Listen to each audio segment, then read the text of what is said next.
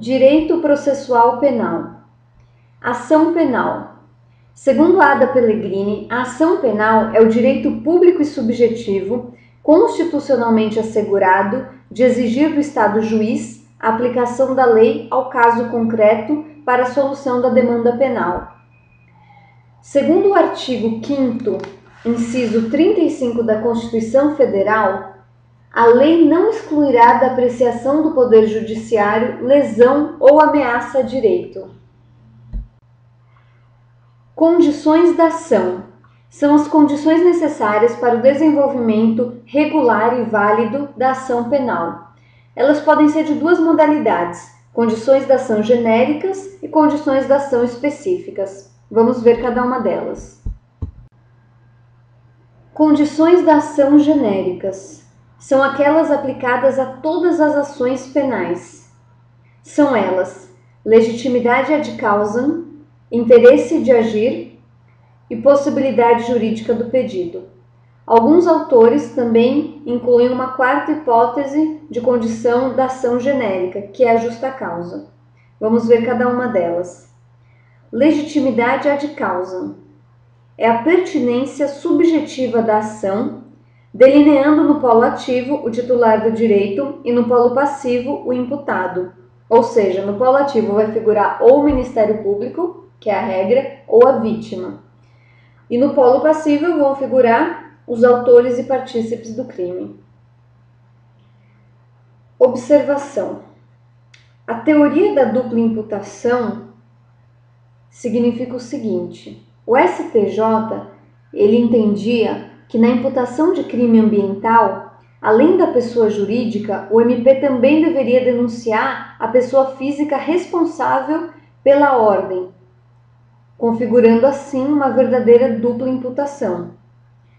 Porém, a primeira turma do Supremo Tribunal Federal,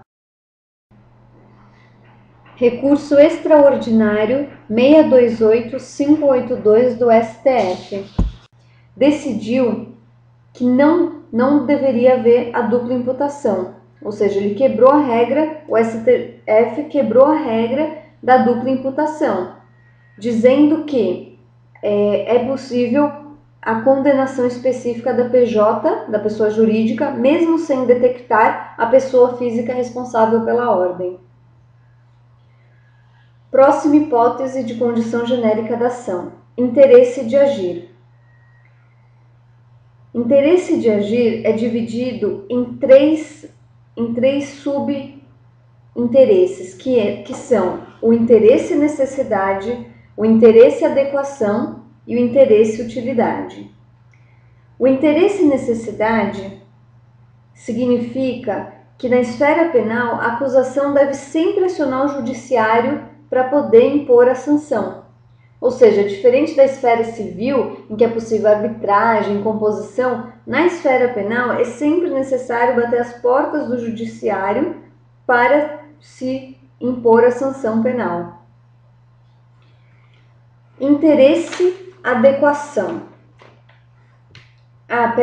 Tem uma exceção ao interesse e necessidade, ou seja, a necessidade de sempre bater as portas do judiciário para impor a sanção penal. A exceção está no Estatuto do Índio, que é o chefe tribal dos índios, ele sim pode impor sanção sem buscar o judiciário. Ou seja, tem uma exceção ao interesse e necessidade no Estatuto do Índio. Interesse e adequação. O interesse e adequação, ele não é necessário, ele não tem relevância nas ações condenatórias. Porque, normalmente, nas ações condenatórias, o pedido é genérico de aplicação de sanção e ela tem um perfil único. Porém, nas ações não condenatórias, a adequação, o interesse e a adequação é importante. Por exemplo, no habeas corpus e no mandado de segurança. Para se impetrar o habeas corpus, é necessário que tenha risco, mesmo que remoto, de atingir a liberdade de locomoção. Nesse sentido, são as súmulas 693, 694 e 695 do STF. Vamos ler elas. Súmula 693. Não cabe habeas corpus contra a decisão condenatória à pena de multa ou relativo a processo em curso por infração penal a que a pena pecuniária seja a única cominada. Súmula 694 do STF. Não cabe habeas corpus contra a imposição da pena de exclusão de militar ou perda de patente ou de função pública. Súmula 695. Não cabe habeas corpus quando já extinta a pena privativa de liberdade. Ou seja, só é possível habeas corpus quando há um risco à liberdade de locomoção. O interesse e utilidade diz respeito à ação ser útil. E a ação ela só será útil quando há alguma chance de se atingir o interesse do autor. Ou seja, toda vez que for possível a aplicação da sanção, a ação é útil. Mesmo que seja remoto a possibilidade de aplicação da sanção, ela é útil quando é possível essa aplicação.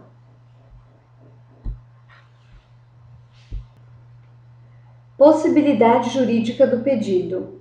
A análise da possibilidade jurídica do pedido é feita quando há a análise do fato narrado na inicial.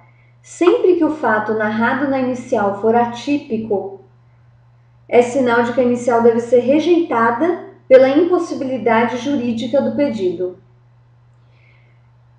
Essa condição da ação, ela também é caracterizada quando o pedido narrado na inicial não integra o ordenamento jurídico.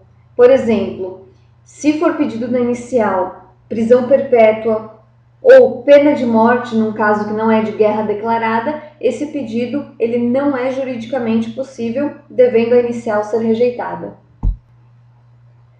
Para alguns autores, há também uma quarta condição genérica da ação, que é a justa causa.